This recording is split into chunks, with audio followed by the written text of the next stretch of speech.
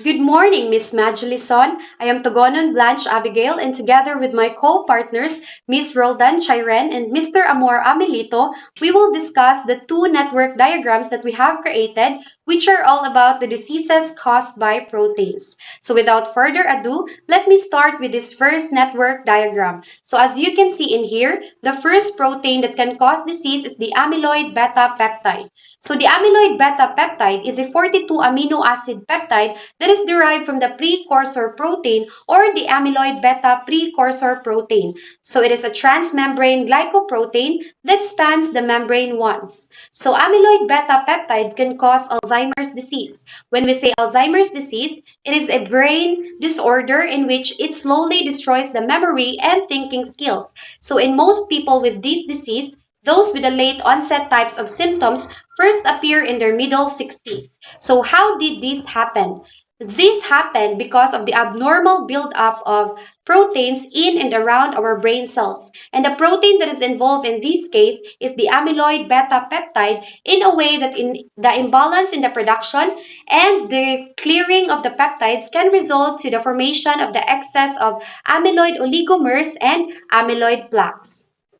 And now let me proceed to the second protein that can cause disease, which is the alpha-synuclein. So alpha-synuclein is a neuronal protein that regulates the synaptic vesicle trafficking and subsequent neurotransmitter release. So alpha-synuclein can cause Parkinson's disease. So when we say Parkinson's disease, it is also a brain disorder that can cause unintended or uncontrollable movements such as shaking, stiffness, and difficulty in balance and coordination.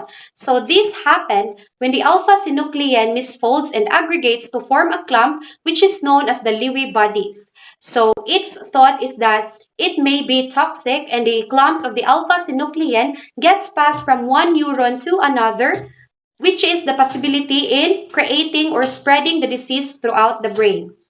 And now let me proceed to the third protein that can cause disease, which is the hemoglobin. So the hemoglobin, we all know that hemoglobin is a red protein that is responsible for the transportation of oxygen into the blood. So hemoglobin can cause sickle cell disease. So sickle cell disease, it is an inherited blood disorder marked by defective hemoglobin. So it inhibits the ability of the hemoglobin in the red blood cells to carry oxygen. So sickle cell tends to stick together, blocking the small blood vessels, causing the painful and damaging complications. And now let me proceed to the last protein that can cause disease, which is the islet amyloid polypeptide. So the islet amyloid polypeptide is one of the major secretory products of the beta cells. So it is located in the pancreatic islets in the Langerhans. So it is a regulatory peptide with a putative function both locally in the islets, which inhibits the formation of the insulin and the glucagon secretion and at the distant targets. So islet amyloid polypeptide can cause type 2 diabetes or the impairment in a way that our body regulates and uses sugar or glucose as a fuel. So the long-term condition for this disease results in too much blood or too much sugar circulating in the bloodstream. So type 2 diabetes happened because of the islet amyloid polypeptide, which aggregates to form amyloid fibrils that are toxic to beta cells. And now let me give you the virtual presentation to Ms. Roldan Chairen and Mr. Amor Amelito for our second network diagram. That would be all, Ms. Son. Thank you very much. Thank you so much, Ms. Tugonon. Good morning, Ms. Magelison. I am Chairen J. Roldan together with Mr. Amor, and we are going to explain the second network diagram, which is a continuation of the disease caused by proteins. As we all know, proteins play a crucial role in our body. They do most of the work in cells and are required for the structure, function, and regulation of the body's tissues and organs. However, proteins can also cause diseases, just like misfolded prion protein that can cause prion disease. Prion disease, or also known as transmissible spongiform encephalopathies are a group of rare, fatal brain disease that affects humans and animals.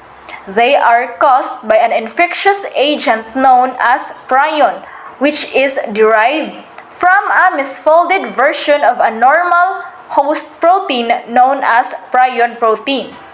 Prion diseases occur when normal prion protein found on the surface of many cells becomes abnormal and clumped in the brain, causing brain damage. This abnormal accumulation of protein in the brain can cause memory impairment, personality changes, and difficulties with movement. The most common form of prion protein disease that affects humans is the Creutzfeldt-Jakob disease or CJD. Another protein that can cause disease is amyloid. Amyloid is an abnormal protein that is produced in bone marrow and can be deposited in any tissue or organ. This abnormal protein is the cause of amyloidosis, which is a rare disease that occurs when amyloid builds up in the organs and interferes with their normal function. AL amyloidosis or primary amyloidosis is the most common type, and on ATTR amyloidosis, which often runs in families and caused by an abnormality in certain cells found in bone marrow called plasma cells. The abnormal plasma cells produce abnormal forms of light chain proteins which enter the bloodstream and can form amyloid deposits. Another type of amyloidosis is AA amyloidosis or the secondary amyloidosis. This variety is usually triggered by an inflammatory disease such as rheumatoid arthritis. It is most commonly affects the kidneys, liver, and spleen. So that ends my part. Now I will give the floor to Mr. Amor Amelito Jr. Thank you. Proteins are large, complex molecules that play many critical roles in our body. They do most of the work in cells and are required for the structure, function, and regulation of the body's tissues and organs. Even we can say that proteins has a very big role in our body, but still it has a bad effects for us. It can lead into different diseases. One of the diseases that we can get in protein is the rhodopsin. It is a visual pigment found in the rod protosoreptor cells of the retina.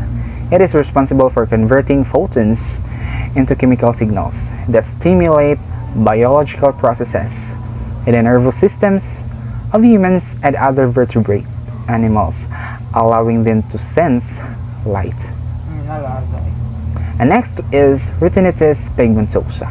It is a group of rare eye diseases that affects the retina.